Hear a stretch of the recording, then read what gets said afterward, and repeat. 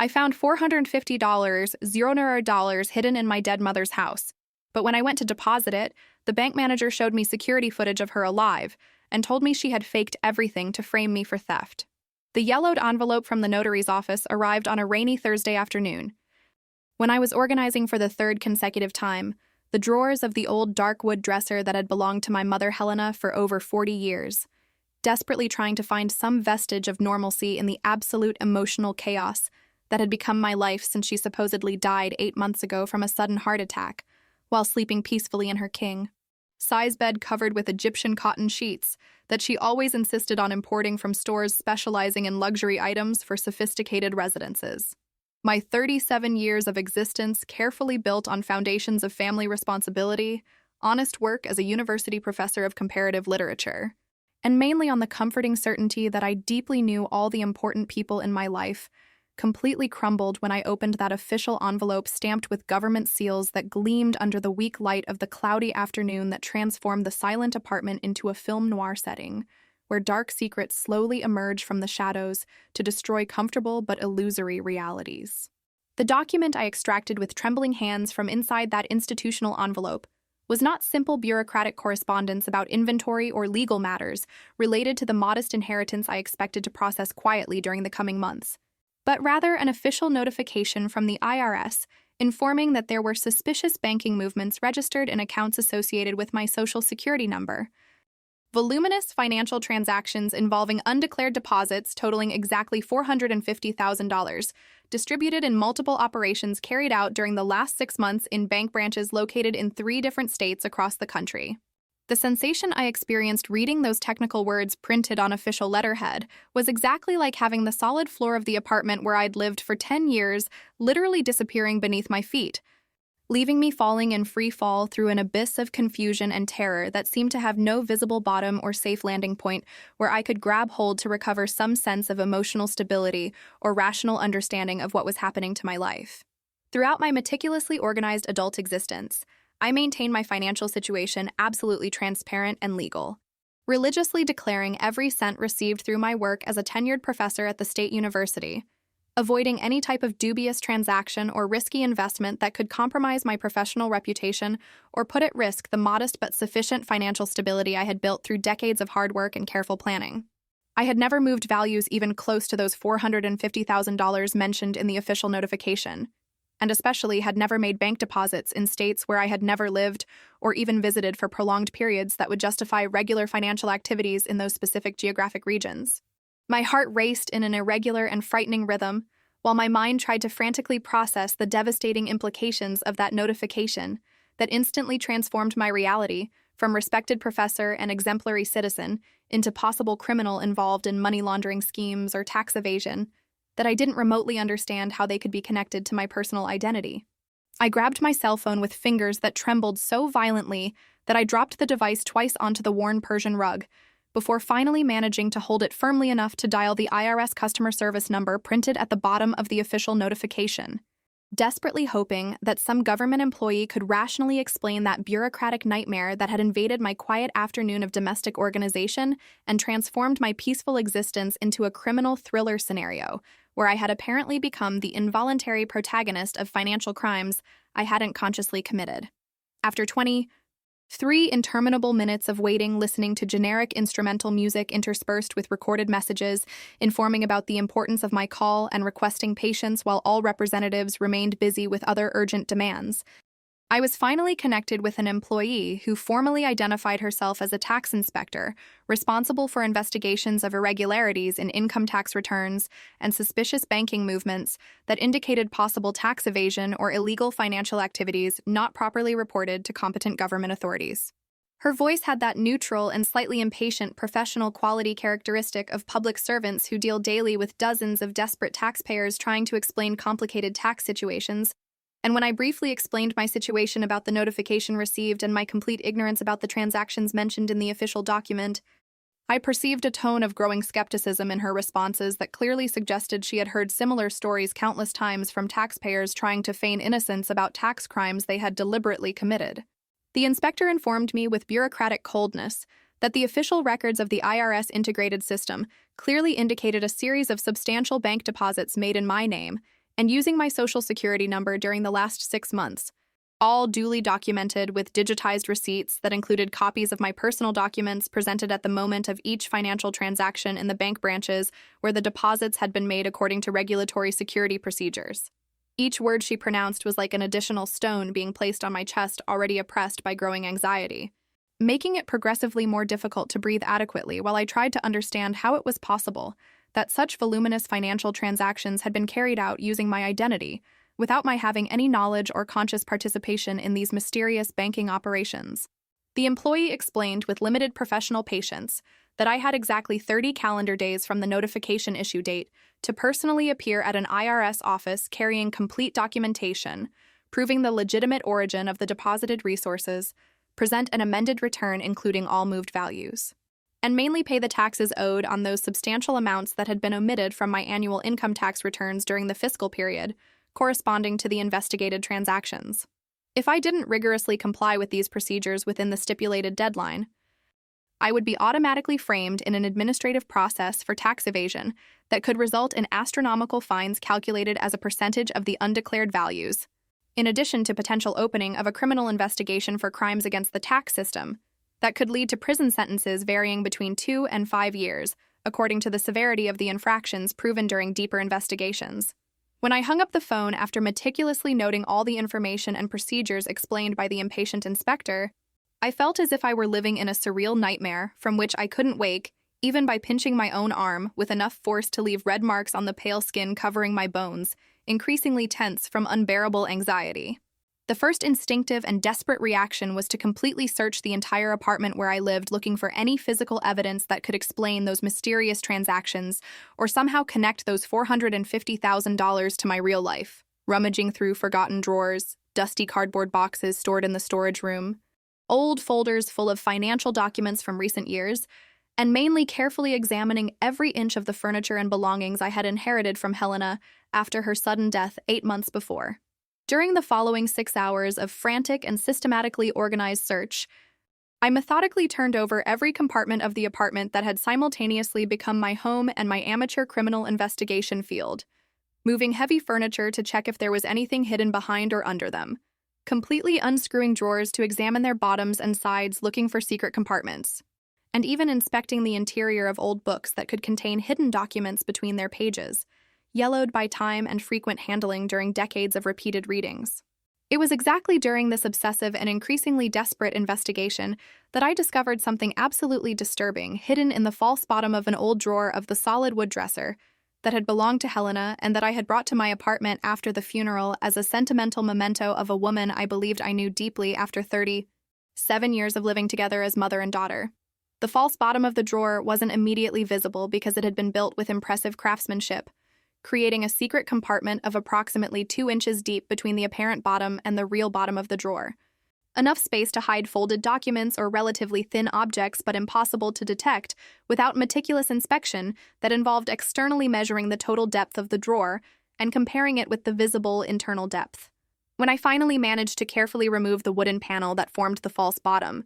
using a thin kitchen knife as an improvised lever after noticing subtle inconsistencies in the drawer's structure, I found a thick envelope of brown paper yellowed by time and sealed with adhesive tape already dried out that came off easily, revealing its absolutely shocking and incomprehensible content that would completely transform my understanding of who Helena really had been during her entire supposedly respectable and morally irreproachable life. Inside that envelope, carefully hidden in the secret compartment of the old drawer, I found exactly what my rational mind refused to accept, but what my incredulous eyes couldn't deny. Perfectly organized bundles of $50 and $100 bills, still with the original paper bands from the banks, totaling an amount that I quickly estimated through trembling manual counting to be between $400,000 and $500,000, exactly in the range of the value mentioned in the IRS notification I had received a few hours before, and that had transformed my quiet afternoon into an investigative nightmare. Along with the impeccably preserved money,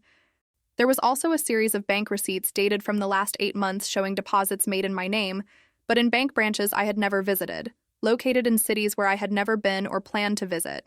All the receipts stamped and signed by bank employees who had processed those transactions, apparently believing they were dealing with me personally, or with someone legally authorized to use my identity for financial movements of that magnitude. Even more disturbing were the perfectly clear copies of my personal documents: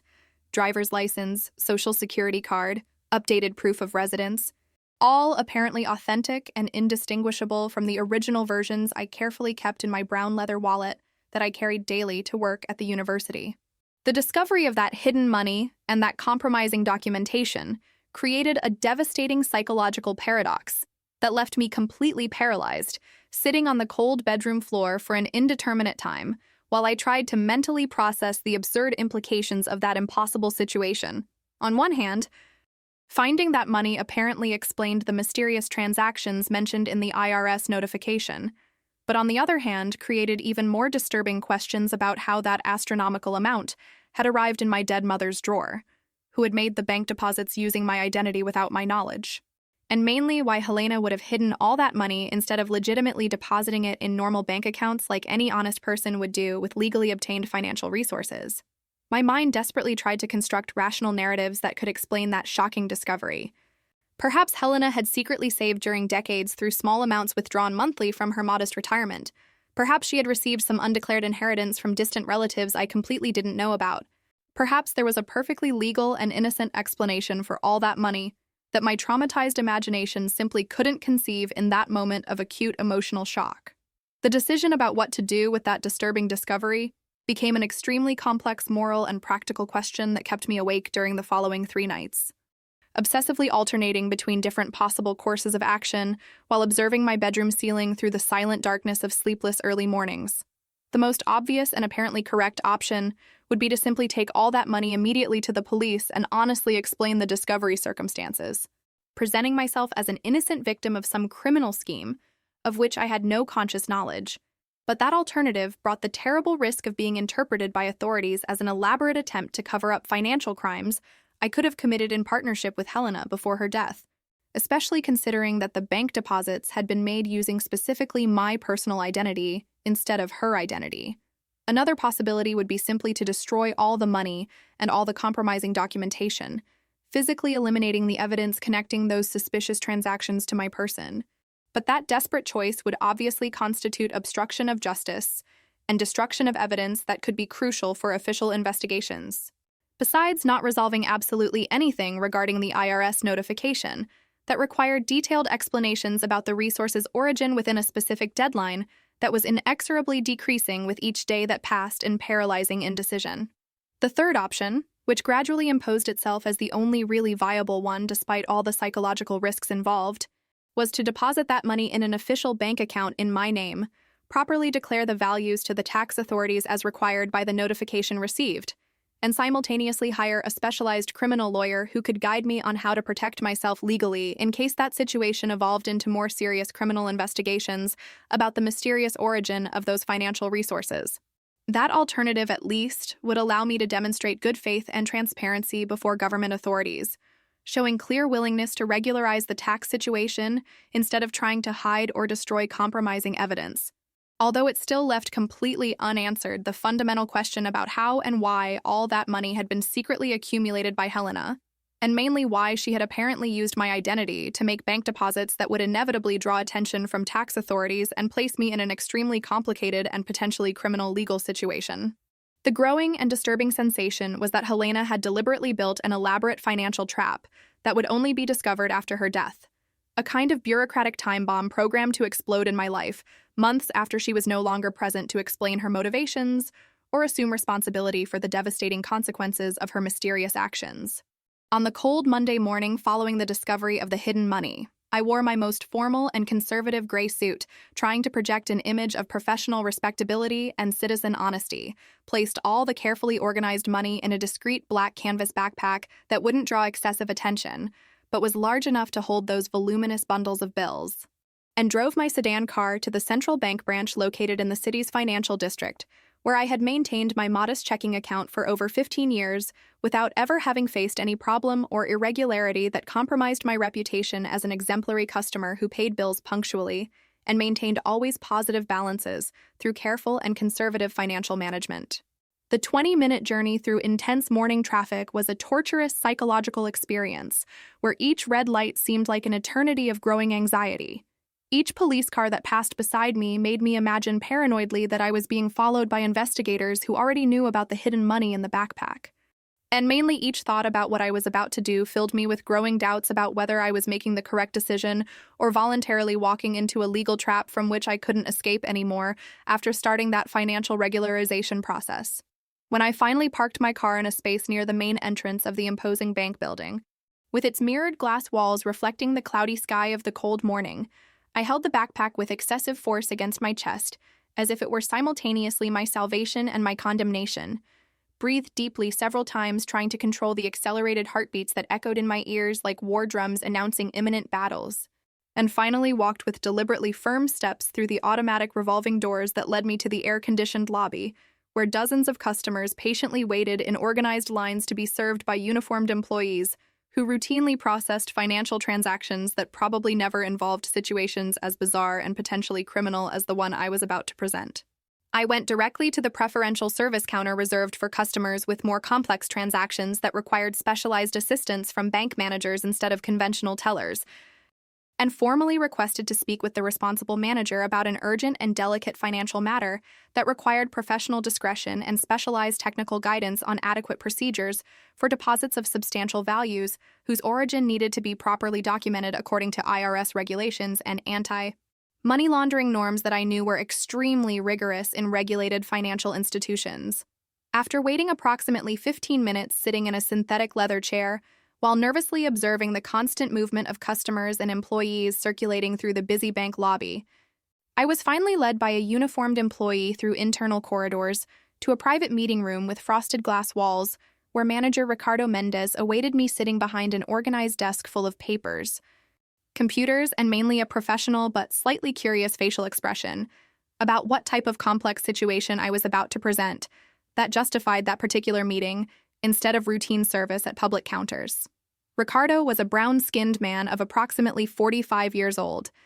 wearing an impeccably fitted navy blue suit that transmitted banking authority mixed with professional accessibility. His dark hair showed pronounced receding hairlines at the temples that conferred an air of maturity and experience, and mainly his brown eyes demonstrated that particular combination of analytical attention and trained caution characteristic of bank managers who developed skills to quickly identify whether they're dealing with honest customers facing complicated situations or with criminals trying to use the financial system for illicit activities. When I sat in the leather chair in front of his desk, I nervously adjusted my purse and the backpack containing the hidden money, breathed deeply, trying to mentally organize the complex narrative I needed to present in a clear and convincing manner, and began to explain the absolutely surreal situation that had led me to that particular meeting on a gray Monday that could very well determine whether I would spend the coming years as a free citizen or as a prisoner serving time for financial crimes I hadn't consciously committed. What happened during the following 43 minutes of that private meeting would completely and definitively transform my understanding of who Helena really had been, about how far a mother could go to deliberately destroy a daughter's life, and mainly about how apparently normal and respectable people can maintain such dark and elaborate secrets for decades without anyone around them minimally suspecting the perfectly constructed masks that hide personalities fundamentally different from those publicly presented to the world. When I placed the backpack on Ricardo's desk and began to carefully remove the money bundles, explaining where I had found that substantial amount, and mainly reporting the IRS notification about bank deposits made in my name without my conscious knowledge, I observed his expression gradually change from professional curiosity to growing concern, and finally to something I can only describe as disturbed recognition of some pattern he had apparently seen before, in similar circumstances involving innocent customers being involuntarily used in elaborate financial schemes. Ricardo carefully examined the bank receipts I had found along with the money, verified the account numbers where the deposits had been made, consulted his computer, rapidly typing command sequences that accessed the bank's internal systems, and mainly maintained a tense and reflective silence that lasted long enough to make my heart race even faster while I imagined all the worst possibilities about what that significant pause could indicate about my legal situation.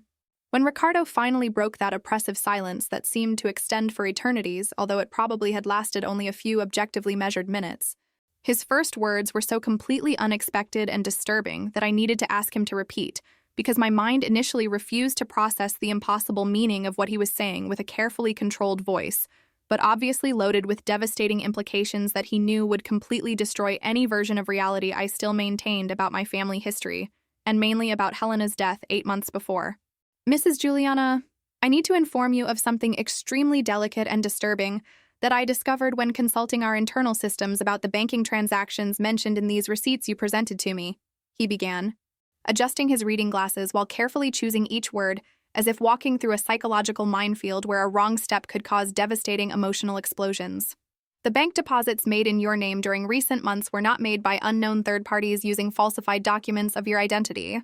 As you might naturally suppose, given the absence of your conscious knowledge about these financial transactions. He made a deliberate pause, allowing that first revelation to settle minimally in my already overloaded consciousness, before continuing with the truly impossible information that would transform everything I believed I knew about the last 8 months of my life into complete, carefully constructed fiction. According to our detailed records, including security recordings from the branches where the deposits were made, all those banking transactions were personally executed by Mrs. Helena Silva Oliveira, your mother, presenting documentation in her name, but specifically requesting that the values be credited to accounts linked to your Social Security number, Mrs. Juliana. His following words were pronounced even more carefully, as if he were conscious of being about to detonate a psychological bomb that would destroy basic foundations of my perceived reality. And I also need to inform you, with all possible respect and sensitivity considering the extraordinary circumstances of this situation, that Mrs. Helena made the last of these bank deposits exactly 3 weeks ago, therefore approximately 7.5 months after the date listed on the death certificate that I presume was presented to you as official proof of her passing. The impossible revelation that Ricardo had just delivered to me in that silent bank meeting room instantly transformed my entire understanding of the last 8 months of my existence into an elaborate and carefully orchestrated lie that had been methodically built by someone I believed was dead and buried more than half a year ago in a funeral ceremony that had gathered dozens of relatives and friends sincerely crying over the loss of a respectable and apparently honest woman. The bank manager's words echoed in my ears with a surreal and disturbing quality that made that entire meeting seem like a feverish nightmare from which I desperately tried to wake through useless mental efforts that only intensified the claustrophobic sensation of being trapped in an alternative reality where the basic laws of physics and logic had been suspended to allow the dead to walk freely through the streets, making banking transactions with the ease of living and functional people. My rational mind repeatedly froze, trying to process the fundamental contradiction between the official death certificate I had held in my own hands 8 months before, signed by credentialed doctors and stamped with government seals that unequivocally certified Helena Silva Oliveira's death from natural causes related to acute heart failure, and the bank security recordings that Ricardo now showed me on the electronic tablet strategically positioned on his organized desk. Images dated just 3 weeks ago showing a woman unmistakably identical to my supposedly deceased mother, confidently walking through the corridors of a financial agency, making voluminous deposits in an account linked to my Social Security number without demonstrating any sign of being dead or incapacitated in any way that would justify her prolonged absence from daily life during recent months. Mr. Ricardo, I need you to repeat exactly what you just told me because I obviously didn't correctly understand your words. Considering that my mother Helena died 8 months ago from a sudden heart attack while sleeping, and I personally identified her body at the medical examiner's office before the funeral I organized, with assistance from a respectable funeral home that processed all official documentation necessary for legal burial in a duly registered municipal cemetery, I managed to articulate with a trembling voice that came from my throat constricted by growing anxiety that threatened to suffocate me right there in that air-conditioned meeting room. Ricardo nervously adjusted his reading glasses while carefully choosing the following words, clearly conscious that he was about to completely demolish the foundations of my perceived reality through information that seemed impossible, but was supported by irrefutable documentary evidence stored in the bank's computerized systems. Mrs. Juliana, I perfectly understand that this situation is extremely disturbing and apparently impossible, but our banking records are absolutely unequivocal and include not only written proof of the financial transactions, but also high-definition recordings from security cameras installed in multiple branches, where the deposits were made during the last 6 months, always by the same person presenting official documentation in Helena Silva Oliveira's name, and explicitly requesting that the values be credited to accounts linked to your Social Security number, he explained, turning the tablet in my direction so I could personally examine the images he had mentioned. The first security recordings that appeared on the tablet's illuminated screen showed the familiar interior of a bank branch filmed by cameras strategically positioned to capture all angles of the customer service area. And when my eyes finally focused on the human figure confidently walking through the corridors of that financial establishment, I literally felt as if the solid floor of the meeting room had disappeared beneath my feet, and I was falling in free fall through an abyss of absolute confusion that had no visible bottom or possibility of safe landing. There was Helena, my mother, biologically dead for 8 months according to all official documentation I possessed, walking with the upright posture characteristic that always distinguished her in crowds, wearing clothes I vaguely recognized as pieces from the conservative wardrobe she meticulously kept organized in her bedroom closet, and mainly demonstrating through each body movement and facial expression a robust vitality and physical energy that completely contradicted any notion of terminal illness or recent death that would justify her prolonged absence from family life. The woman in the recordings naturally interacted with bank employees who served her with the professional courtesy reserved for regular customers. Filling out forms with handwriting I instantly recognized as Helena's distinctive manuscript, signing documents with fluid movements that demonstrated absolute familiarity with routine banking procedures, and mainly speaking animatedly with the attendants in a way that, even without audio in the silent recordings, it was possible to perceive through body language and facial expressions that she was completely lucid, functional, and definitely not presenting any characteristics compatible with someone who should have been buried for months in a municipal cemetery located in the city's north zone. I watched in shocked silence while Ricardo sequentially reproduced several other security recordings dated from different days during the last 6 months, all showing Helena making similar banking transactions in branches located in diverse city neighborhoods and even in neighboring cities, always following the same operational pattern of presenting official documentation in her own name, but specifically requesting that the deposited values be credited to accounts linked to my social security number instead of her own bank accounts. Each new recording was like receiving an additional punch to the stomach that progressively expelled all air from my lungs, until leaving me suffocated by the lack of oxygen combined with paralyzing anxiety that transformed my muscles into a mobile stone incapable of any coordinated movement. How is it possible that my mother is alive making banking transactions when I personally identified her body at the medical examiner's office, organized her funeral with the presence of dozens of relatives and friends, and visited her grave at the municipal cemetery at least once a month during the last 8 months, depositing fresh flowers and talking to a marble tombstone that supposedly marked the place where she was buried? I finally asked when I managed to minimally recover my ability to articulate coherent thoughts into comprehensible words. Ricardo sighed deeply, as if about to reveal even more disturbing information that would make that already impossible situation into something absolutely incomprehensible that would challenge all basic notions of reality I maintained about my family life. Mrs. Juliana, after I discovered these disturbing inconsistencies between our banking records showing your mother alive and active during recent months and your statements about her death 8 months ago, I took the professional liberty of discreetly contacting some colleagues who work at other financial institutions to verify if there were similar records at competing banks, Ricardo began, opening a folder of printed documents he had prepared in advance. What I discovered through these inter-institutional consultations was even more alarming and disturbing than the transactions made specifically at our banking institution. Your mother, Helena, has maintained extremely intense financial activity during the last 8 months, opening multiple new accounts in at least 6 different banks, making dozens of voluminous deposits, always following the pattern of crediting values to accounts linked to your social security number instead of her own accounts, and mainly moving total amounts that far exceed the $450,000 you found hidden in the old furniture's secret drawer. He pushed the document folder in my direction, revealing pages full of bank statements, transaction receipts, and mainly additional photographs captured by security cameras from different financial institutions, all unmistakably showing Helena alive, functional, and apparently executing some type of elaborate financial operation that systematically involved using my fiscal identity as the final destination for substantial amounts she was methodically depositing in multiple banks during an extended period that coincided exactly with the months following her supposed official death.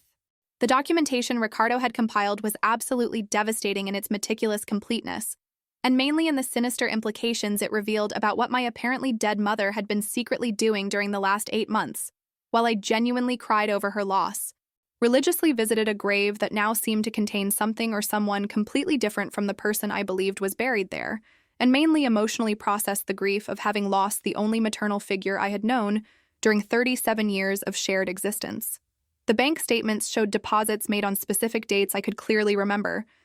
Some were Mondays when I was at the university teaching comparative literature classes to undergraduate students. Others were Thursdays when I participated in departmental meetings that lasted entire hours discussing academic curricula and bureaucratic administrative issues. And mainly, there were transactions dated on significant dates like birthdays, holidays, and even on the very day I had organized a seventh-day Mass in memory of the deceased Helena in a Catholic chapel located near the cemetery where she was supposedly buried. The calculated coldness of making voluminous banking transactions on the exact same day I was paying religious tributes to her memory revealed a level of cynicism and psychological manipulation that went far beyond simple financial fraud or opportunistic scam. That was an elaborate and methodically planned operation that involved faking one's own death, maintaining a complete funeral farce with a substitute body in the coffin, and mainly observing from afar, while the innocent daughter genuinely suffered over the loss of someone who was perfectly alive, secretly orchestrating the financial and emotional destruction of that same daughter through a criminal scheme so complex it seemed extracted from a psychological thriller screenplay instead of possible everyday reality. Ricardo, I need to understand exactly how it was possible for my mother to fake her own death convincingly enough to fool medical examiners, registry office employees who issued the official death certificate, the funeral home that processed the entire funeral, including wake and burial, and mainly dozens of relatives and friends who attended the funeral ceremony and personally saw what we all believed to be her body inside that polished mahogany coffin. I demanded with a voice that oscillated between absolute incredulity and growing fury. And more importantly, I need to understand what possible motivation there could be for someone to elaborate such a complex and psychologically tortuous scheme that involves faking one's own death just to later make bank deposits in the name of the daughter who is genuinely suffering, thinking she lost her mother forever. Ricardo slowly shook his head, demonstrating empathetic understanding of my growing confusion. But his following words would reveal that the situation was even more sinister and elaborate than I had imagined possible, even in my worst mental scenarios about what could be happening. Mrs. Juliana, based on my experience of over 20 years working in financial institutions, and mainly on contacts I maintained with colleagues in the bank fraud prevention area, I believe your mother isn't simply randomly depositing money in your name out of maternal generosity or desire to financially benefit you, he explained with growing caution. The pattern of transactions we observed, especially the strategic timing of deposits always made at multiple different banks, but consistently credited to accounts linked to your social security number, strongly suggests that Helena is deliberately building a suspicious financial profile associated with your personal identity, probably with the final objective of incriminating you in some type of money laundering scheme, tax evasion, or other financial crime that she's planning to allege you consciously committed. The devastating implications of what Ricardo was suggesting hit me like a psychological avalanche that progressively buried any remaining vestige of my naivety about human nature, and mainly about how far a mother could go to deliberately destroy a daughter's life for motivations I still couldn't minimally understand. You're telling me that my mother faked her own death not just as an isolated fraud, but as the first stage of a much more elaborate criminal plan whose final objective is to falsely incriminate me in financial crimes she herself is committing, by systematically using my fiscal identity as a protective shield? I slowly articulated while trying to mentally organize the pieces of that impossible puzzle that was progressively revealing itself. And presumably, when she decides she's accumulated enough evidence connecting my identity to these suspicious banking transactions, she plans to miraculously resurface from the dead and publicly accuse me of having stolen money from her or having committed other financial crimes. Counting on the fact that all the money is officially registered in my name, and that I have no way to prove I didn't personally make those deposits, because she's the one who appears in the security recordings, but always requesting that the values be specifically credited to my accounts. Ricardo gravely nodded, confirming that my analysis of the situation was aligned with the conclusions he himself had reached after meticulously examining all available documentation about the mysterious transactions. Exactly, Mrs. Juliana. And the most sinister aspect of this scheme is that your mother built an almost perfect legal trap where you appear in official records as the direct beneficiary of hundreds of thousands of dollars deposited in multiple banks during a period when she was supposedly dead and buried, thus eliminating any plausible narrative that she gave you this money as a gift or advance inheritance,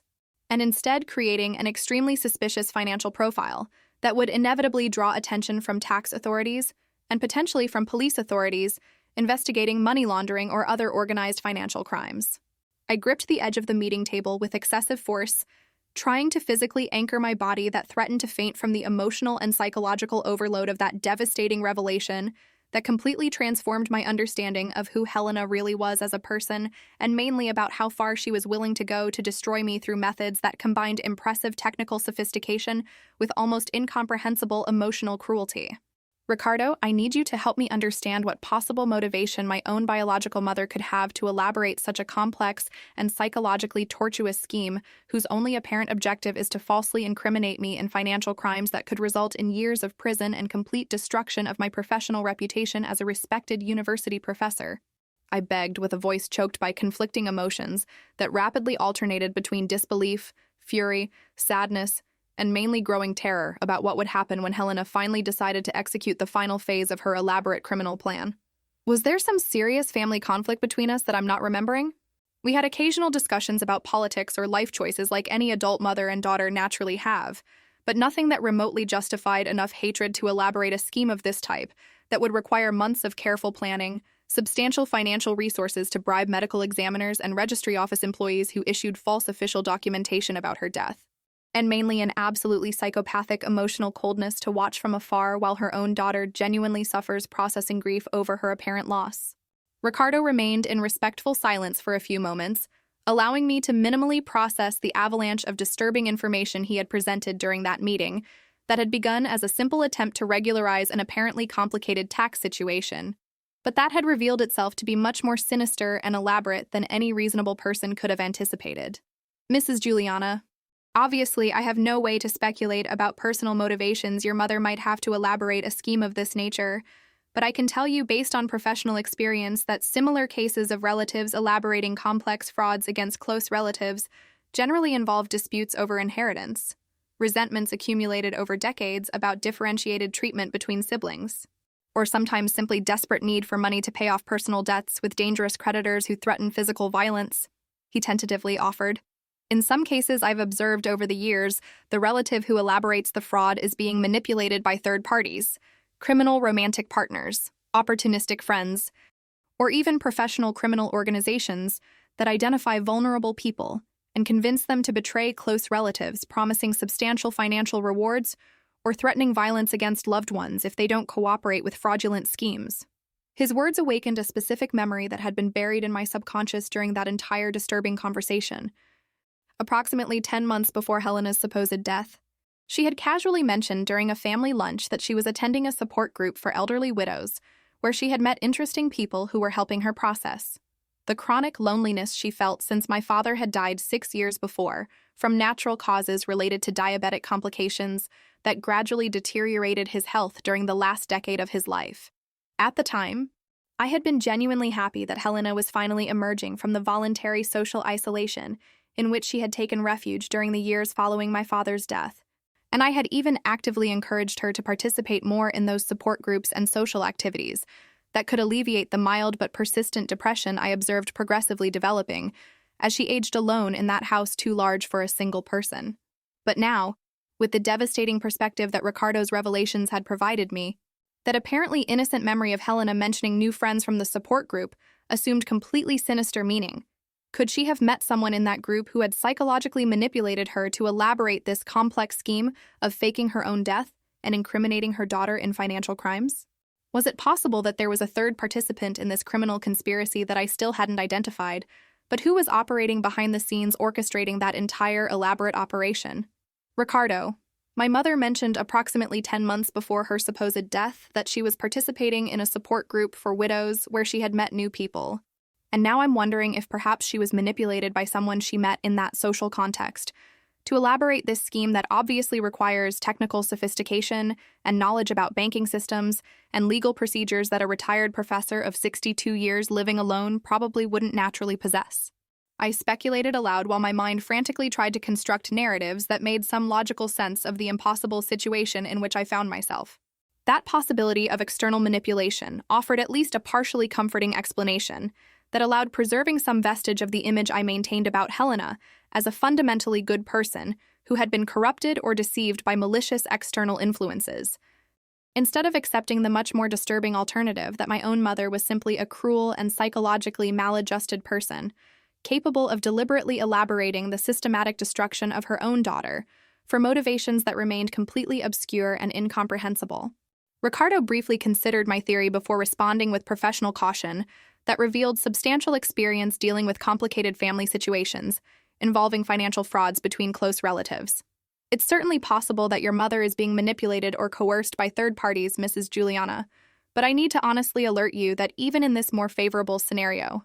Helena is still actively and consciously participating in a complex criminal scheme that involves falsification of official documents, systematic bank fraud, and mainly misuse of your fiscal identity for clearly illicit purposes, he observed with compassionate but firm frankness. Regardless of whether she's acting from her own motivation or under the influence of external manipulators, the fact remains that she elaborated and methodically executed a plan that specifically aims to harm you in potentially devastating ways,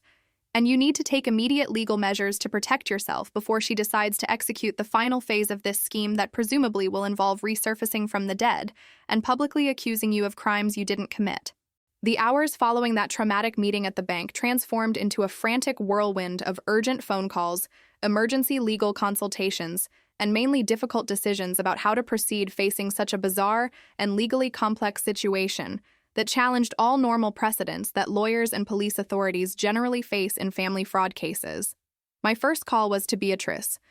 my younger sister of 35 years who always maintained a close relationship with Helena,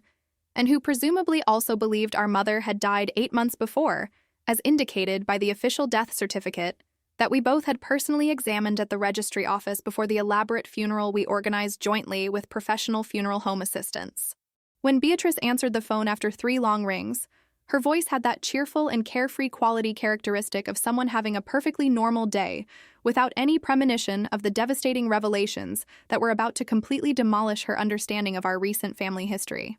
"Hi, Ju. What a surprise you calling in the middle of Monday afternoon.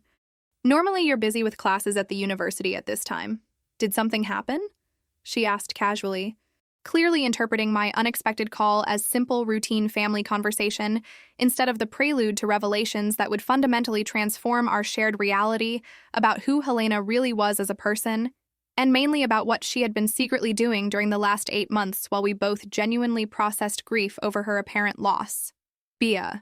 I need you to sit down because I'm going to tell you something absolutely impossible that I just discovered, and that will completely change everything we thought we knew about our mother and about the last 8 months since her supposed death." I began with a controlled but clearly tense voice that immediately alerted Beatrice that something extremely serious had happened. During the following 20 minutes, I detailed everything Ricardo had revealed to me in the bank meeting. The security recordings showing Helena alive and active during recent months, the voluminous deposits systematically made at multiple banks always credited to accounts linked to my social security number,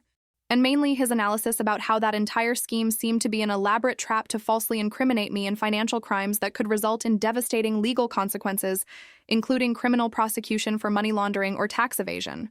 The absolute silence that followed the end of my detailed explanation lasted long enough for me to start wondering if the call had accidentally dropped. But finally, Beatrice broke that tense silence with words that revealed deep shock mixed with absolute disbelief about what she was mentally processing. "Juliana, you're telling me that our mother isn't really dead, that she faked her own death 8 months ago, including managing to falsify an official death certificate and organize a complete funeral with a body in the coffin, and that during all this time when we both were visiting her grave at the cemetery, genuinely crying over the loss, she was actually alive making elaborate banking transactions specifically intended to incriminate you in financial crimes?" She summarized with a voice that oscillated between nascent hysteria and paralyzing incredulity. "Exactly that, Bea.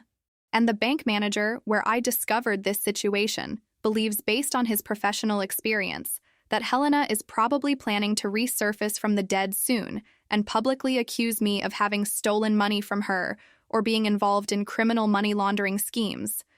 Counting on the fact that all the money deposited during these months is officially registered in my name, in multiple bank systems, and that I have no way to easily prove I didn't personally make those transactions, even though the security recordings clearly show that it was she who was physically present at the branches, requesting that the values be specifically credited to my accounts. I explained, trying to keep my voice calm despite the growing panic that threatened to completely dominate me. Beatrice remained silent, processing that impossible information for a few moments, before asking the obvious question that was also tormenting my own mind since Ricardo had revealed that entire disturbing situation.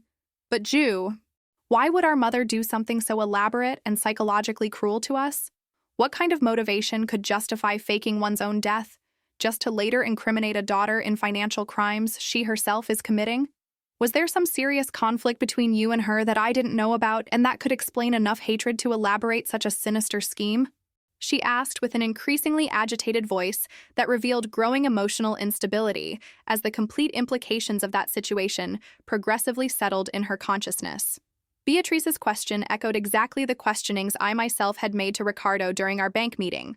And unfortunately, I didn't possess satisfactory answers that could rationally explain why Helena had chosen to elaborate such a complex and emotionally devastating scheme whose only apparent objective was to systematically destroy the life of the eldest daughter who had always maintained a respectful and loving relationship with her during 37 years of generally harmonious family coexistence. I have no idea, Bea. I swear I've spent the last hours trying to remember any serious discussion or significant conflict that could have created enough resentment to justify something of this magnitude. But honestly, our relationship was always relatively calm, even if it wasn't excessively close or intimate after I moved to my own apartment 10 years ago.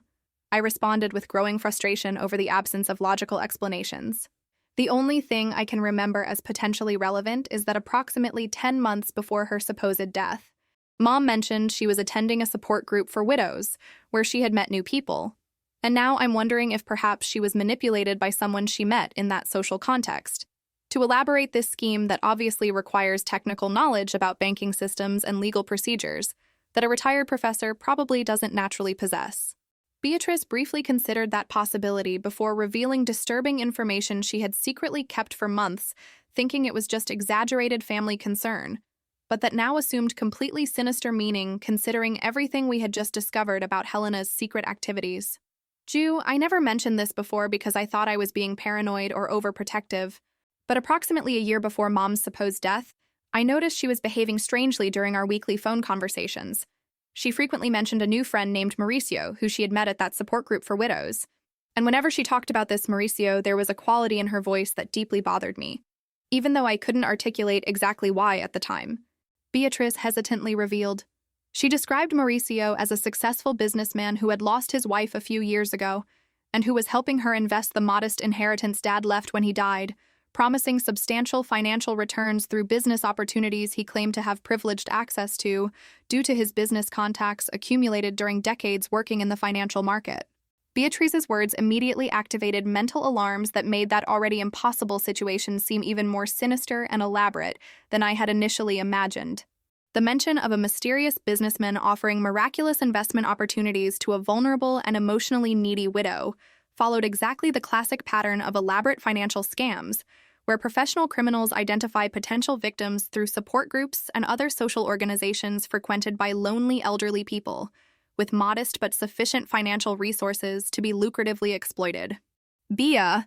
do you have any additional information about this mysterious Mauricio? Complete surname, address where he supposedly lives, company where he claimed to work, any specific detail that Mom might have mentioned during those conversations about the investments he was offering? I urgently asked, realizing that this line of investigation could be crucial to understanding the complete extent of the criminal scheme Helena had become involved in, and mainly to identify potential accomplices who were operating behind the scenes orchestrating that entire elaborate operation. Beatrice tried to recover fragmented memories from the phone conversations she had maintained with Helena during that period approximately a year before the supposed death, but unfortunately she couldn't remember sufficiently useful specific details that would allow easily identifying who this Mauricio was, or how to locate him to interrogate him about his involvement in the scheme that was being progressively revealed. I vaguely remember that Mom mentioned once that Mauricio had an office in the city's financial district, and that he worked with business consulting or something related to investment advisory. But honestly, I didn't pay much attention to specific details because at the time I thought it was just casual conversation about new friendships she was developing through the support group. Beatrice admitted with growing frustration over her inability to provide more concrete and actionable information. I ended the call with Beatrice after we agreed she would try to remember any other relevant details she might have forgotten about the conversations with Helena involving the mysterious Mauricio, and mainly after we arranged that she would avoid directly contacting our supposedly dead mother until I consulted specialized lawyers about how to legally proceed, facing such a bizarre and juridically complex situation that had no obvious precedence in normal family fraud cases. My next call was to Tomas, my 42-year-old ex-husband with whom I had maintained a friendly relationship even after the amicable divorce 3 years before, due to fundamental incompatibilities about future plans involving children he desperately desired, but that I honestly didn't feel enough maternal vocation to pursue by sacrificing my academic career that required full dedication. Tomas was an experienced criminal lawyer specialized in complex financial fraud cases and white-collar crimes. And although our marriage hadn't worked romantically, I knew I could trust him to provide solid legal guidance on how to navigate that unprecedented legal situation that combined death falsification, systematic bank fraud, and mainly misuse of family identity for clearly criminal purposes aimed at falsely incriminating me in elaborate schemes I hadn't consciously committed. When Tomas answered my call after 2 short rings, his voice had that professional and slightly concerned quality that characterized his meticulous personality. As a criminal lawyer accustomed to receiving urgent calls from desperate clients facing complex legal situations that threatened to destroy their lives through prolonged and potentially devastating judicial processes. Juliana, what a surprise to receive your call on Monday afternoon. Is everything okay? You sound tense by the way you pronounce my name, he immediately observed, demonstrating that sharp ability to read between lines and detect subtle signs of emotional distress that made him an exceptionally effective lawyer in cases involving clients traumatized by criminal experiences. During the following 35 minutes, I meticulously recounted the entire impossible saga that had begun with the IRS notification, progressed through the discovery of the hidden money in the secret drawer, and culminated in Ricardo's shocking revelations about Helena being alive, making systematic banking transactions apparently intended to build an incriminating financial profile associated with my fiscal identity. Tomas remained silent during my entire detailed narrative, only occasionally asking specific technical questions about dates, values, and mainly about the procedures the bank had followed in processing those voluminous deposits that now threatened to transform me into a criminal in the eyes of tax authorities, and potentially of police authorities investigating money laundering or other organized financial crimes. Juliana, the situation you're describing is extraordinarily complex and combines multiple serious federal crimes that include falsification of official documents related to death certificates, systematic bank fraud involving multiple financial institutions, misuse of another's identity for criminal purposes, and possibly conspiracy to commit crimes against the tax system. Tomas analyzed with the technical precision characteristic of experienced criminal lawyers who can quickly identify all relevant legal aspects in complicated situations. The most concerning aspect of this situation isn't just the fact that your mother apparently faked her own death and is conducting fraudulent activities using your fiscal identity, but mainly that she built such an elaborate and methodically planned scheme that suggests involvement of professional criminals with substantial knowledge about banking systems, legal procedures, and mainly about how to exploit vulnerabilities in identity verification processes that financial institutions routinely use. Tomas's words confirmed the worst fears that had been progressively forming in my mind since Ricardo's initial revelations. This wasn't simply opportunistic family fraud committed by an amateur person trying to steal money from a close relative, but rather a sophisticated criminal operation that required careful planning, substantial financial resources, and mainly connections with criminal networks capable of falsifying official government documents with enough quality to fool medical authorities and registry offices that process death certificates daily. Tomas, I need you to specifically guide me on what legal measures I should take immediately to protect myself before Helena decides to execute the final phase of this plan that presumably will involve resurfacing from the dead and publicly accusing me of having stolen money from her or being involved in criminal schemes I obviously didn't commit. I begged with growing urgency fueled by terror that with each day passing without proactive legal action on my part, Helena was accumulating more fraudulent evidence that could be used against me in future judicial processes. Tomas briefly considered my question before responding with that combination of compassionate frankness and legal realism that had always characterized his professional style. The first and most urgent measure you need to take today, preferably in the coming hours, is to file a detailed police report at a precinct specialized in crimes against property and financial fraud.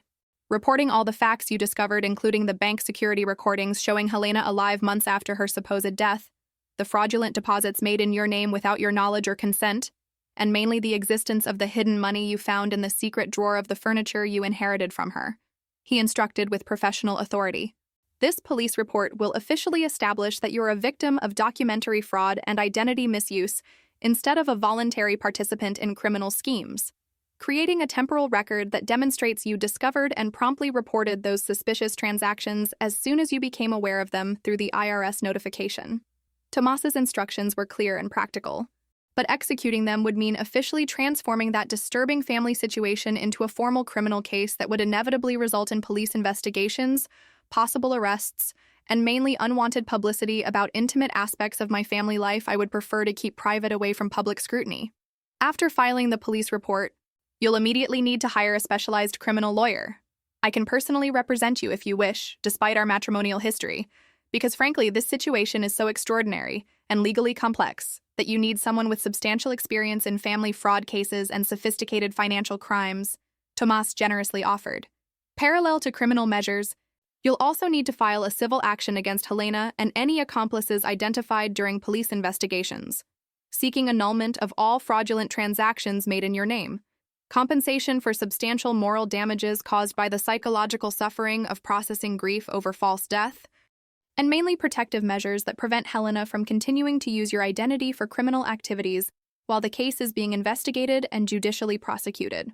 The magnitude of necessary legal actions was overwhelming,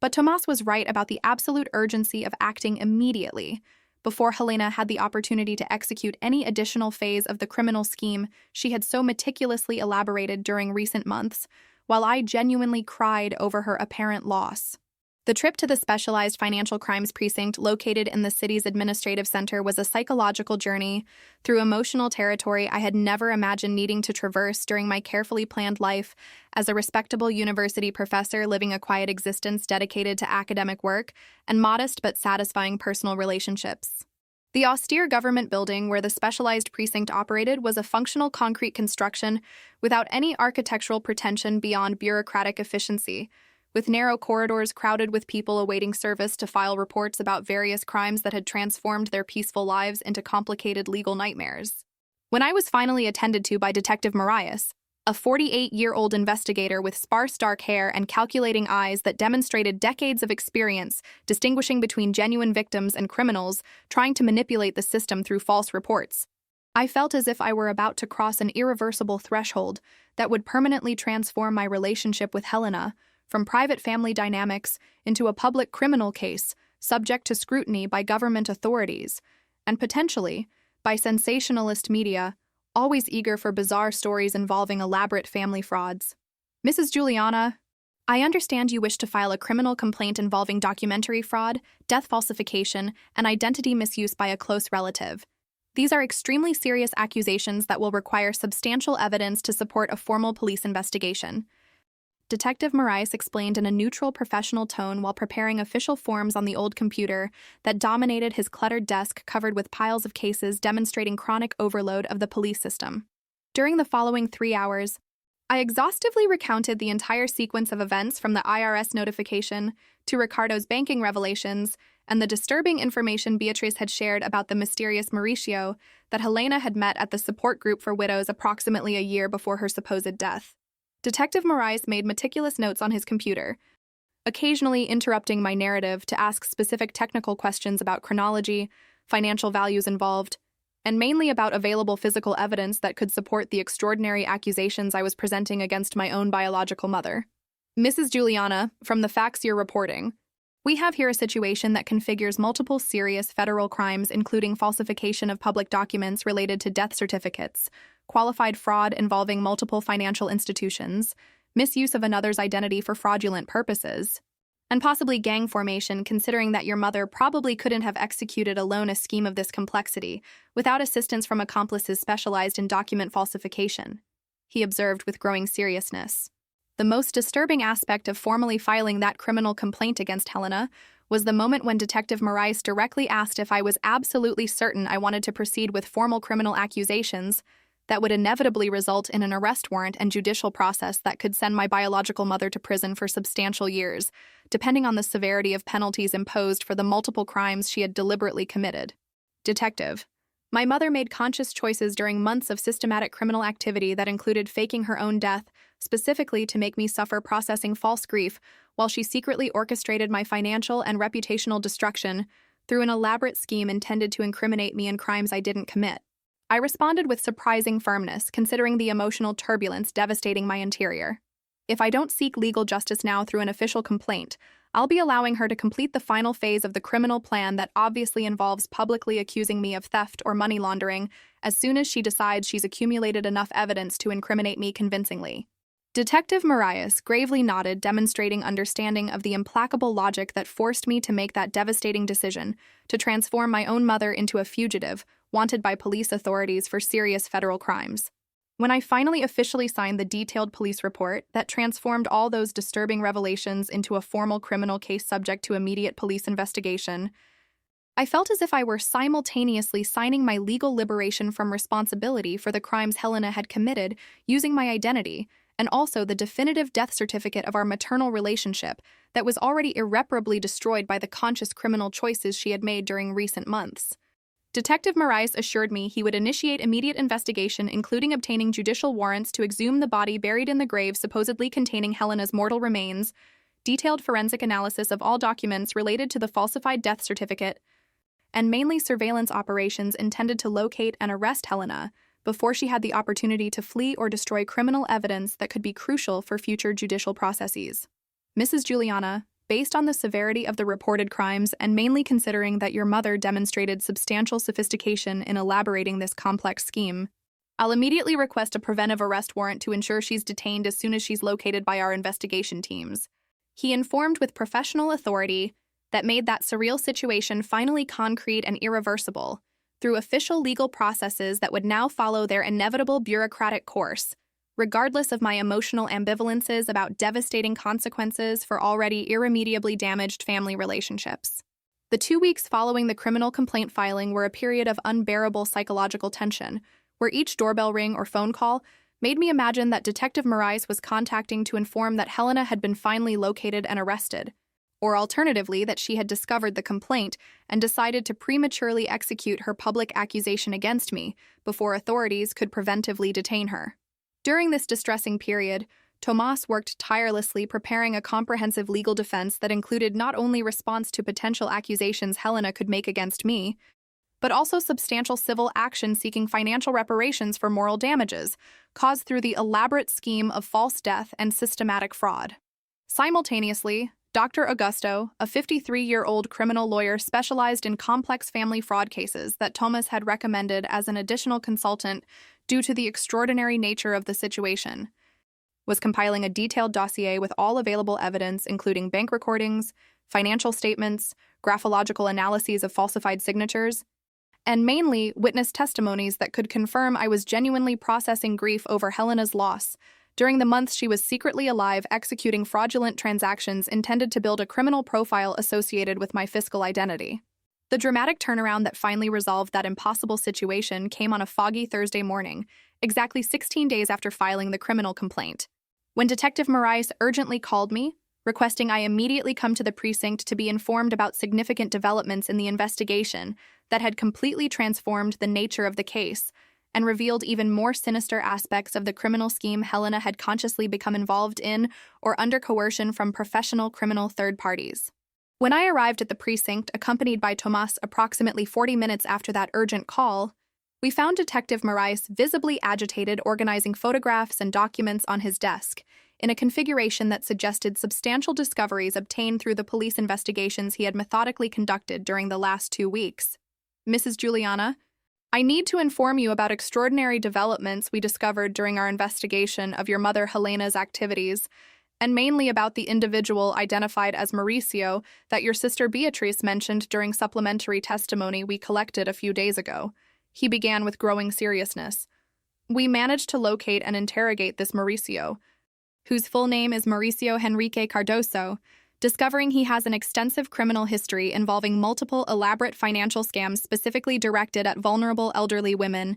He systematically meets through support groups for widows and other social organizations frequented by lonely people with modest but sufficient financial resources to be lucratively exploited. Detective Moraes' revelations about Mauricio confirmed the suspicions that had been progressively forming, since Beatrice mentioned that mysterious character who had emerged in Helena's life approximately a year before her supposed death. But what he revealed next was even more disturbing and unexpected than any scenario I had imagined during my distressing speculations about possible motivations for the elaborate criminal scheme. During intensive interrogation of Mauricio, he confessed that he had psychologically manipulated your mother Helena for approximately 8 months before her supposed death, gradually convincing her that you, Mrs. Juliana, were secretly planning to institutionalize her in a geriatric facility against her will to assume total control of the modest inheritance your late father had left when he died 6 years ago. Detective Moraes explained, revealing a completely new dimension of the criminal conspiracy. Mauricio fabricated false evidence, including emails supposedly written by you discussing compulsory institutionalization plans, falsified medical documents claiming Helena was developing senile dementia that would justify legal guardianship, and mainly recorded phone conversations where hired actors posed as you and lawyers discussing procedures to obtain legal control over her assets through judicial processes that would declare her mentally incapable of managing her own finances. The calculated cruelty of that psychological manipulation scheme left me simultaneously furious and nauseated. Mauricio had systematically destroyed the trust Helena placed in me as a daughter, transforming our maternal relationship into a paranoid dynamic where she genuinely believed I was conspiring to steal her independence and financial resources through forced institutionalization in a geriatric facility. Based on the falsified evidence Mauricio gradually presented during months of systematic psychological manipulation, your mother Helena developed genuine conviction that she needed to protect herself against you through extreme measures that included faking her own death to escape the supposed compulsory institutionalization you were planning. Detective Moraes continued, revealing additional layers of the elaborate conspiracy. Mauricio then offered to help her execute a false death plan that would involve bribing a corrupt medical examiner to issue a falsified death certificate, arranging a substitute body through criminal connections with dishonest funeral homes specialized in disposing of unidentified corpses of deceased indigents without known relatives, and mainly creating an alternative identity that would allow Helena to live secretly in a rented apartment using a false name, while Mauricio executed the next phase of the scheme that involved using her fiscal identity to make voluminous bank deposits apparently intended to benefit you, but actually building a criminal profile that would subsequently be used to incriminate you in money laundering crimes, when Helena miraculously resurfaced from the dead claiming you had stolen all that money during the period she was supposedly deceased. The tortuous complexity of that scheme revealed an exceptionally sophisticated criminal mind that had simultaneously manipulated both Helena and me as pieces in an elaborate game intended to generate substantial financial profits for Mauricio, through multiple interconnected layers of frauds that exploited emotional vulnerabilities of both primary victims. Mauricio's final objective was to wait until you were formally accused and potentially arrested for financial crimes related to the fraudulent deposits, at which point he planned to convince Helena to transfer all financial resources she still controlled to supposedly secure offshore bank accounts he would manage on her behalf while you were facing criminal processes Mauricio had meticulously orchestrated. Detective Moraes explained, revealing the complete extent of the criminal conspiracy. Obviously, as soon as Mauricio obtained total control over Helena's financial resources through these transfers to offshore accounts he exclusively controlled, he planned to simply disappear, leaving both you and your mother as victims of the elaborate scheme without realistic possibility of recovering the stolen funds or convincingly proving that both had been manipulated by a professional criminal specialized in complex psychological scams specifically directed at vulnerable families. Detective Moraes' revelations completely transformed my understanding of Helena's relative culpability in that impossible situation. Instead of being simply a cruel mother deliberately elaborating her own daughter's destruction for incomprehensible motivations,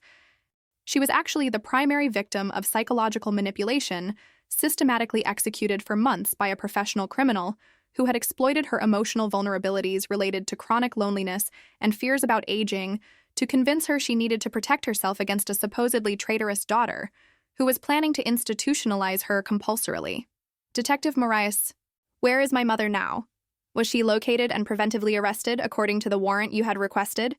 I asked with urgency, mixed with growing concern about Helena's physical and psychological well-being, who had spent months living under the influence of a professional criminal who probably kept her isolated from any family or social support that could challenge the false narratives he had so carefully constructed. Detective Morais gravely nodded before revealing information that would finally allow some kind of resolution for that impossible saga that had dominated my existence during distressing weeks. Your mother was located 3 days ago living in a small apartment rented under a false name provided by Mauricio.